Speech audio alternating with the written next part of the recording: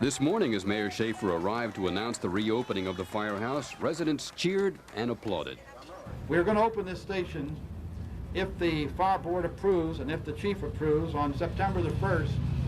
We're going to open it with one engine company. We cannot put the truck company here, but as I understand it from cool heads down here, an engine company will satisfy the demands of the people. So the engine company will be reestablished here on September the 1st. The mayor said he decided to reopen the fire station after talking with businesses and residents in the area who convinced him it was needed.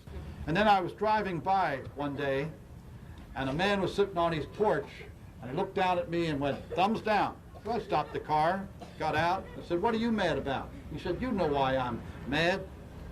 He said, you know why I'm here? I'm here because the response time by the fire department got there when I suffered a heart attack and saved my life. That made an impression. He told the residents that the $400,000 needed to reopen the fire station would just about deplete the budget surplus.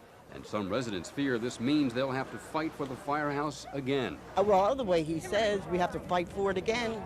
And to my estimation, I think we will. At the next budget? Yes, and the majority of the people around here have been discussing it with me. I feel good that it'll be open for a year, but like I said before, I'm keeping my walking shoes ready and my sign because we just might have to go again.